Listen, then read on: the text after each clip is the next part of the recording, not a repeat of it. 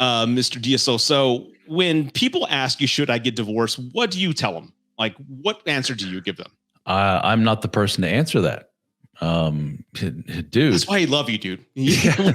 we think alike, yeah, man. You know, I think people just by virtue of the brand that they're going to come to me expecting me to go like, dude, leave the bitch, you know, or whatever. Sorry, language. By the way, may we curse on this show? I don't want to. Yes, you can. Okay, thank you. Yeah, so they expect me to, leave the woman, but no, it's like I don't know. I don't know your situation. Like, dude, I've only spoken to you for 10 minutes. I'm hearing one side of the story here. Yeah. Divorce is a huge, huge step, like huge and it affects so many people, you, her, all the children, the extended family, neighbors, there's finances involved. It's a huge logistical nightmare alone, taking emotion out of the equation. So if you're asking just some dude that you've spoken to for 10 minutes, what do you think I should? So I'm not going to just say yes or no. I don't know. It's a really long, drawn out thing that you just really need to stop and think about and try to look at it pragmatically, put stuff on paper, try to pull yourself out of the situation and look at it as a third party. You know your situation better than anybody. And just, pros, cons. Is this something we can work through? And one of the most basic things to say that I say to a lot of men. Now, let's be open and honest and say, who is it that I'm speaking to? It's mostly very anxious men who usually have what we call a codependent streak about them. And they're married to a very toxic person who has some narcissistic traits about them and has fully taken advantage of them, treat them like dirt forever. That's a big chunk of the guys I talk to. So they've been in this relationship. Wow. And I'm like, so they were the ones married to a narcissist and they were picked on. I don't want to say a full-blown narcissist. That's a very overused term. Somebody with some narcissistic traits about them. Somebody really took advantage of them in their codependent ways. That's who codependents match up with. Yeah. And so these men are in these horrible relationships. And I say, dude, number one, what do you want? And the hesitation and the 30-second pause. And I go, dude, if you can't answer that, you can't tell me what the hell it is you want. And then after some thinking, they go, well, it'd be nice to have a wife who does fill in the blank. She's nice. She's sweet to me. She listens to me. She cares about what I do. When I walk in the door, she says, I missed you. Somebody loving and caring and somebody actually likes to touch and hold. And so in other words, you don't want to be with a really avoidant person. No, I want to be with a secure person who just loves me for who I am and I can be open with them and all this other stuff. And I just listen and say, okay, can you get there with her, with the wife that you have now? Is that possible? And usually it's another 30-second pause. And I go, that should be a real quick, oh yeah, absolutely. Or a real quick, there's no way in hell. But they haven't thought about those very basic things. What do I want? And can I get that from her? It's funny though.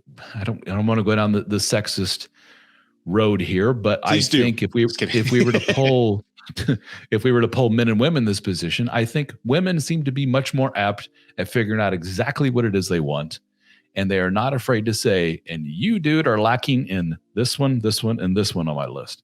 Men that I've talked to don't seem to have that much of a defined list. They're just like, yeah, everything's fine. I'm alive. She's alive. Bills are paid. Well, cool. We're fine, I guess, right? I guess, the lights are on. Kids are healthy. I mean, what more do you want? And while the wife it seems to have a lot more thought about it. And I think we as men can learn something from them in that regard. It's okay to have needs as the partner. It's like, this is what I need out of a relationship and I'm not happy. And obviously, dude, who I'm talking to, typically, you're not happy. Have you ever communicated that you're not happy and why? Nope. Okay. Well, that's not good. And when you ask them, why haven't you brought that up? Oh, I'm scared. Or they don't know how to bring it up because they're scared of the retaliation of what you'll say. Yeah, dude, you don't know my wife. Oh, yeah. Dude, yeah. The other day I suggested she pick her socks up off the floor and she lit into me for about 4 hours and didn't talk to me for a week. Those type of people. And, and often these situations are so toxic that I just really just go, dude, what are you doing? What got you to this place, man? Because you and probably every other person or myself and probably every other person in your life is looking at you going, what is this dude thinking? You're right. And invariably what you find, not to become, armchair psychologist here or anything, is that these guys typically come from pretty bad childhoods.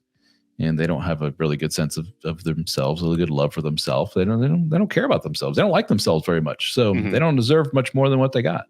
Yeah. And I mean, we're going off on another tangent there, but long, version or long answer to your question of should I get divorced? Hell, I don't know. Let's talk about it.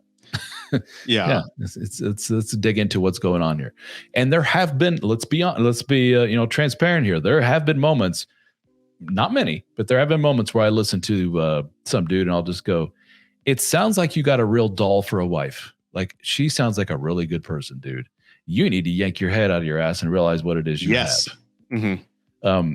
You need to stop with the screwing around with the secretary at work. You need to stop with the, I can't decide if I want the young hot one or my wife. You need to just cut this shit out. Your wife doesn't deserve this. Yeah, I've had those conversations with men. That's relatively rare, not because that doesn't happen, just because that's not who I attract typically to my world.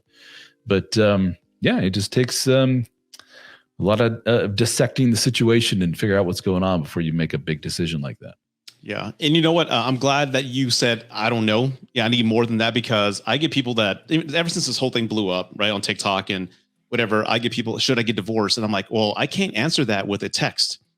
I don't know anything about your situation. And half of the paragraph you sent me, I can't understand the grammar. I can't understand what you're trying to say. So please, let's schedule an appointment and talk this out. And they never do.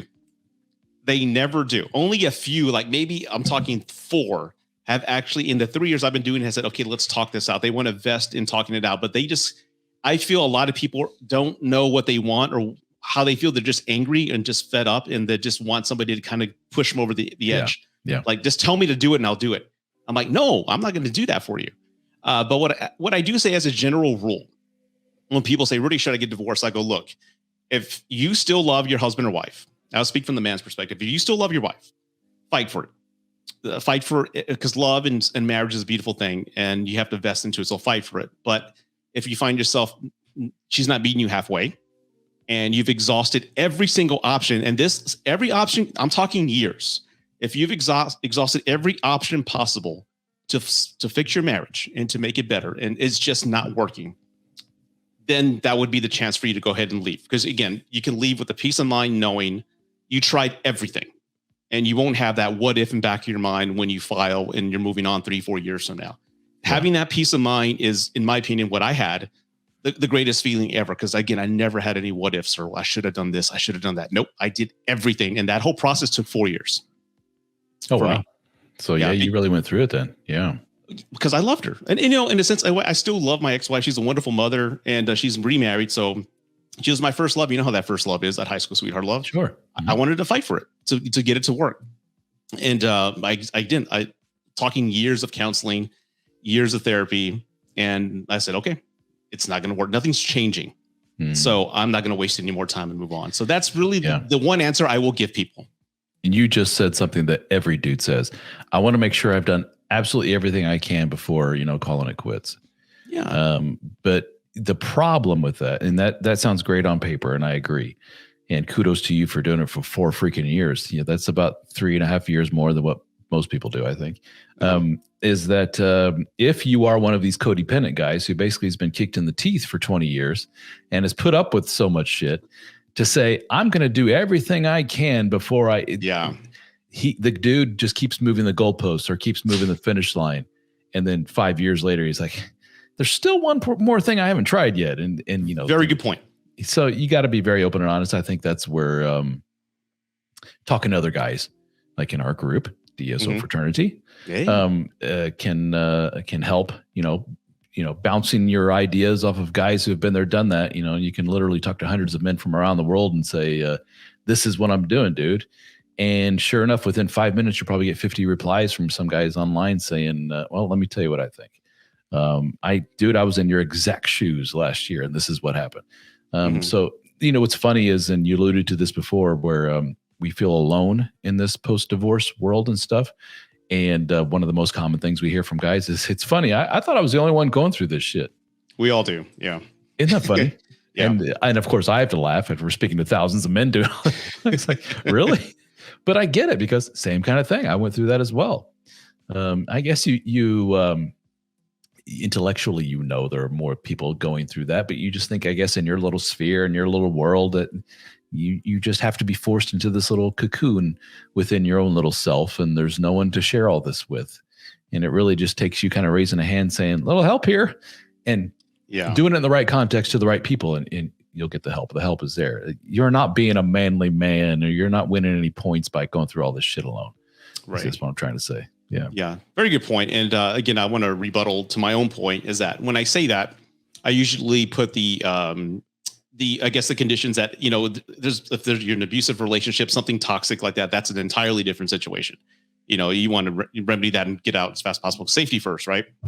But yeah, situations like you mentioned where you just been beat up and just bullied for 20 years. I mean, there's no resolving that. I don't think you can fix it at all. I don't care how many years of counseling you can go through. I honestly don't think there's a remedy for that, because it sounds like. Well, I mean, it's basically, if you're with one of these really highly abusive people, typically, let's be honest, it's usually with men I talk to, it's not that they were physically beat. It's usually an emotional thing. Every now and then I'll get the physical guy, but or physically abused guy, but usually it's the emotional thing.